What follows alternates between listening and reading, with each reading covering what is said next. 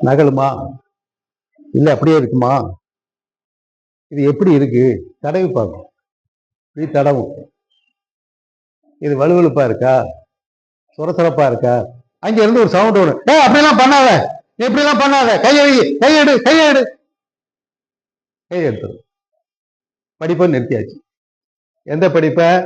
இந்த டச் பண்ற அறிவு இது ஸ்மூத்தா இருக்கா, ரஃபா இருக்கா, இது எந்த தூரத்துல இருந்து எந்த தூரத்துக்கு வர்றாங்க மேத்தமேட்டிக்ஸ், இது என்ன மெட்டலா இல்ல கையா இல்ல வேற உருவமா நகல்றதா அப்படிங்கிற கண்டுபிடிக்கிற நாலேஜ் இருக்கு பாருங்க.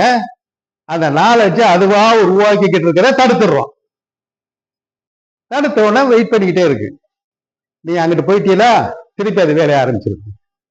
அதுவா தவறுது, உன்னை தூக்கி போடுது, உன்னை உடைக்குது. உடைச்சு பார்த்துட்டு அப்படியே பார்த்து சிரிச்சுக்கிட்டே இருக்கு. என்னடானா அதுக்கு ஒரு சவுண்டு கிடைக்குது. பொருள்லாம் அப்படியே தெரிச்சு அங்கிட்ட ஓடுது. அங்க இருந்து பதறிட்டு, ஏன் சனியன நீ சும்மா இருன்னு சொல்லிட்டு போனல, நீ போட்டு உடைச்சிட்டா படிப்பை நிறுத்திட்டான்.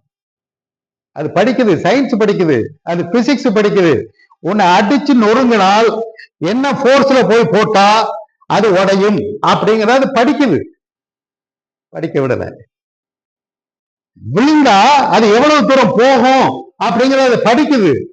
இதை நீ 10th ஸ்டாண்டர்ட்ல படி, அப்பதான் உனக்கு 100க்கு 100 மார்க் கிடைக்கும்.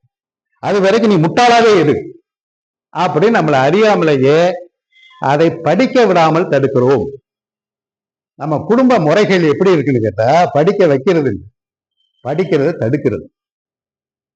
அதனுடைய தடுப்பினுடைய விளைவுதான் ஒரு குழந்தை 5 வயதிற்குள்ளாக 5 லட்சம் கேள்வியை கேட்கும். 5 லட்சம் கேள்வி.